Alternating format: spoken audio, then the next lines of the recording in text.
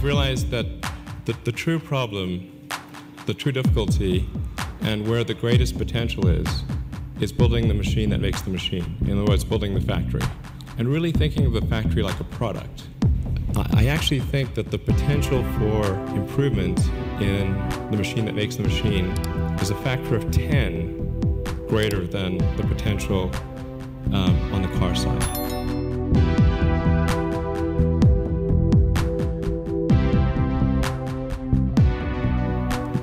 I think maybe more than a factor of 10.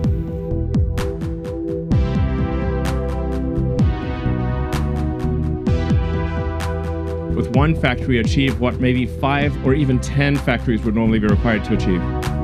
Or even 10 factories.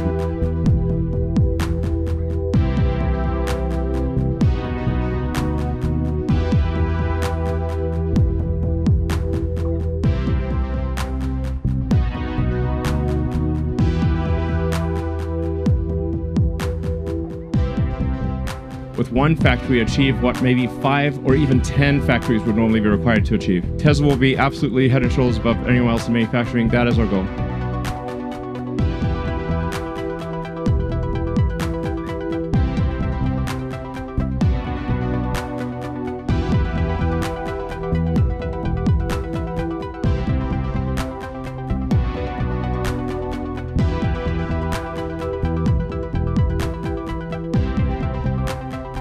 Realized that the true problem, the true difficulty, and where the greatest potential is building the machine that makes the machine. In other words, building the factory.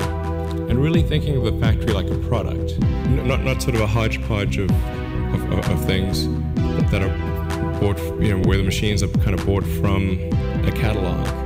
But actually, just like we do with the car, we're going to try to create a car by ordering a bunch of things off a catalog. We design the car the way it should be, and then we make, either we or with working with suppliers, make all of those individual components. And there's almost nothing in a Model S that's in any other car. And I think the same approach is the right approach to take when building the machine maker, the factory. I actually think that the potential for improvement in the machine that makes the machine is a factor of 10 greater than the potential on the car side. I think maybe more than a factor of 10.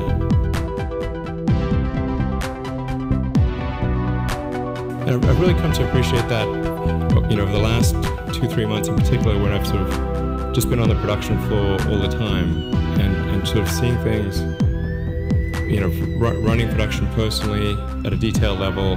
I don't even have a desk or an office anymore. I'm just basically standing on the production floor and occasionally meeting in a conference room. And it's like, wow. I do my favorite thing, which is apply physics first principles. It's like the best tool possible. And it's like wow. When you think of a production facility on a fundamental level, for a given size of factory, the output is going to be volume times density times velocity. So then let's sort of look at our factory and say, okay, what is the density of useful to non-useful volume?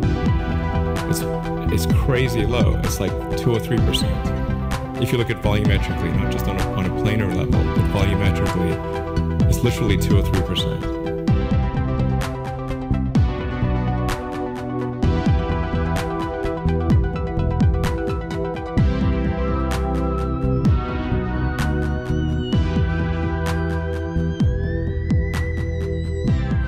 Likely maybe as much as an order of magnitude improvement in density possible as well, going from maybe 2 or 3% to 20 or 30% of the volumetric density being optimal.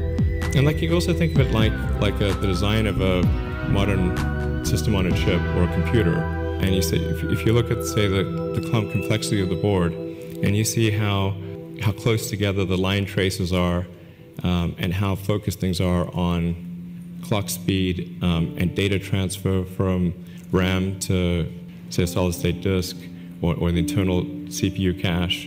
It's like, wow, there's crazy potential for improvement here.